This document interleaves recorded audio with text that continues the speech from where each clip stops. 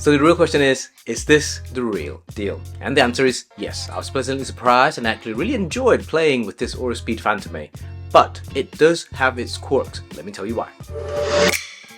Victor promoted this Auraspeed Fantome racket with a headline number of 5mm in terms of frame thickness. And in my head, I was incredibly excited to actually see for the very first time, because for those of you that watch my videos, you will understand that I measure frame thickness by the side of the racket. I just wasn't aware that this racket's thickness was measured differently. So you can tell why I was incredibly excited, because some of the thinnest rackets in terms of frame thickness that I have ever tested before were nowhere near 5mm. I was already thinking in my head how buttery smooth this is going to be in terms of its swing, and also imagining how mind-blowingly smooth the racket will be when it cuts through the air. But then again, what about the durability, etc, etc? For me, the thinnest racket frame that I've ever tested was the original first generation Yonex NanoFlare 800 and 800 LT, which had a frame thickness of 9.5 and 9.3mm respectively. So you can tell the mental gymnastics that I already had going on in my mind when the 5mm numbers came up. So when the racket finally arrived, you can imagine the face that I made when I pulled the racket out of the box and realized it's completely different than what I had expected. The thickness that Victor referred to and promoted from the Auraspeed Fantome was from the front of the racket, not the sides. Granted, it was my own fault that I never looked at any marketing materials before I started testing any of the rackets that I receive, but it was quite funny thinking about the reaction that I made when I first saw the racket, and I just went, eh? However, I really like how the racket turned out in terms of looks. It felt quite bare, but the purple colour scheme with the holographic detail that's on the racket turned out quite well in my opinion, and I like it.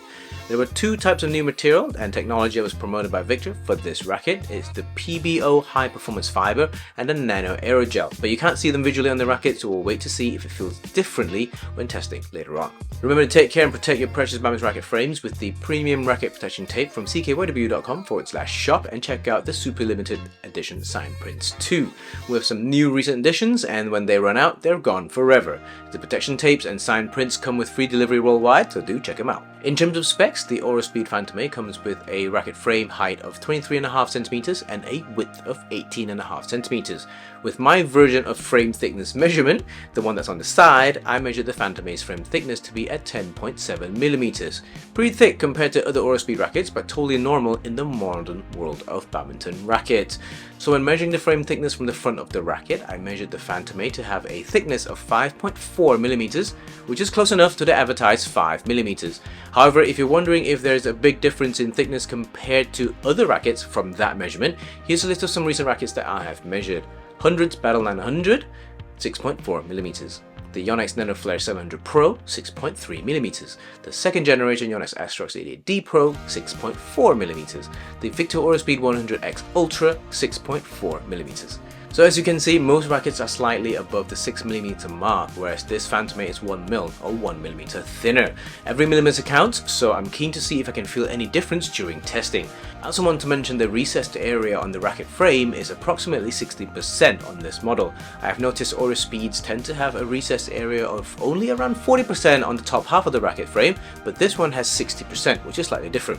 The rest of the racket had a shaft length of 21.5cm with a shaft diameter of 7.2mm, and a 7.2mm shaft diameter from the Fantome has been equaled as the thinnest, no, the thickest shaft from Victor rackets. The other 7.2mm shaft Victor badminton rackets are the Victor Auraspeed 90K2 and also the Thruster Ruger Metallic. The Fantome is then connected to a free core handle which has a length of 17cm. This test model is also a 4UG5 model and is rated to a string tension of 29 pounds. I obviously have the Fantome strung to my usual string settings of Aerobite at 27 by 29 pounds of tension. I often also get this question: why do I only string all the rackets that I test with Aerobite at the same tension? The reason is simple. For me, it's incredibly important to be as consistent as possible for each racket test. I want to be able to tell you guys accurately if a racket is feeling softer, stiffer, and every little thing in between. And in this instance, having consistent string tension and also the string itself allows me to feel and identify that very quickly. And in terms of playing feel, the first thing I felt was this boy was head heavy. However, it also feels quite soft. Many of you would consider the Yonex NanoFlare 700 Pro a racket that has a gentler and softer feel because of its more forgiving and slightly more flexible racket shaft. In my test, I thought the Fantome felt softer than the 700 Pro itself. Softer, but not exactly spongy, just a good level of damped feeling. So to me, the Fantome does have a specific set of specs that's quite unique because it's a hit-heavy racket with a nice damped hitting feeling. And because of the head weight, anything overhead is really lovely and incredibly easy to generate power. Also, it's quite a user-friendly racket to play with, so it's quite forgiving. Personally, I also enjoyed the sound that's coming off the racket as well. Normally, it's the string that contributes to the majority of the sound generation. However, the racket frames do make some difference, and I like what I felt and heard coming off this one.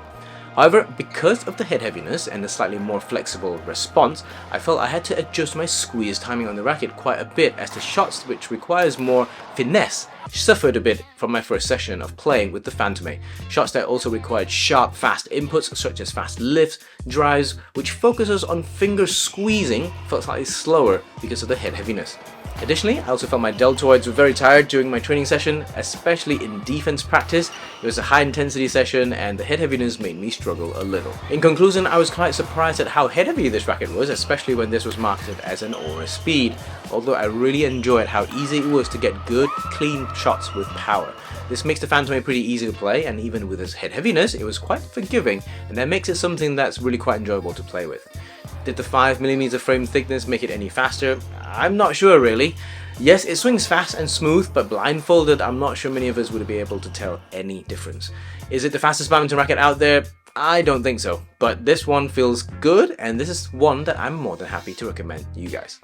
Let me know what your thoughts are with this purple machine, and I will see you in the next one.